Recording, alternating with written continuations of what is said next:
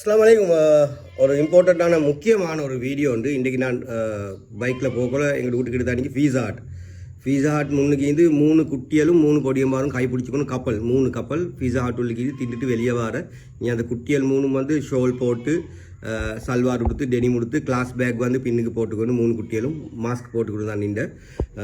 இனி அந்த பொடியமாரும் கூட அப்படி கையை பிடிச்சிக்கணும். 3 கப்பலும் வெளியே வரக்கூட நான் பைக் ஒரு அடிக்க நிப்பாட்டிட்டு அந்த பொடியன்கிட்ட போய்க்கு தெரிஞ்ச தம்பி என்ன கதை சோமா நிற்கிறா அப்படி இப்படின்னு சொல்லி தமிழால் பேசினாங்க. அந்த பொடியனுக்கு தமிழ் தெரியா.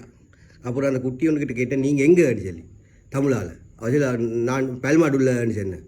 பெல்மாடுல்ல இல்லையாய்க்கும் போய் அந்த ஊரோட பேர் சொல்லி பெல்மாடுல்லன்னு சொல்லி சொன்னேன். அப்போ நான் கேட்டேன், என்ன தெரியுமாண்டோ டிகா ப்ரோ அப்படின்னு சொல்லி, என்ன தெரியும் 3 பேருக்கும் தெரியும். நீ அந்த பொடியன் முப்பது கேஸுக்கு அப்படி இப்படின்னு சொல்லி சும்மா கேட்கமாய் வாரான் என்ன கூட. நான் பைக்கை நிப்பாட்டி ஹெல்மெட்டை கழட்டி அப்படி இறங்கினோடனே அவங்க கொஞ்சம் அவங்கள எஸ்கேப் ஆகி பேத்துட்டேன். மிச்சம் நான் விரட்டி பேச போகல. மூணு ஷோல் போட்ட கிளாஸ் பேக் போட்டு கிளாஸ் போகிறேன்னு சொல்லி வீட்லேருந்து வந்து இது அங்கேயும் இங்கேயும் திரிஞ்சு கொண்டு தெரியுதாகும். இன்றைக்கு பீஸா ஹாட் போகும், நாளைக்கு ரூமுக்கு போகும். இனி அப்படித்தான் குட்டியோட வாழ்க்கையெல்லாம் சீரழிஞ்சு போகிற.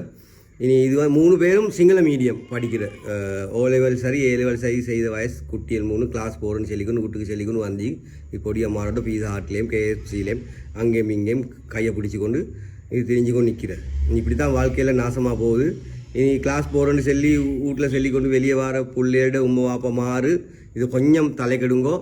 எங்கே போகிற எங்கே வார எந்த தாரோட ஆசிரியை பண்ணுன்னு சொல்லி கொஞ்சம் தேடி பாருங்க. அநியாயம் வாழ்க்கையில் வீணாக போகாமல் எங்களுக்கும் பொம்பளை பிள்ளைக்கு எனக்கும் பெரிய கொம்புற பிள்ளையோண்டிக்கு நீ சுற்றி தான் நான் இந்த அட்வைஸை உம்மை வாப்பா மாறு கொடுக்கணும்னு சொல்லி ஐடியா பண்ணினேன்.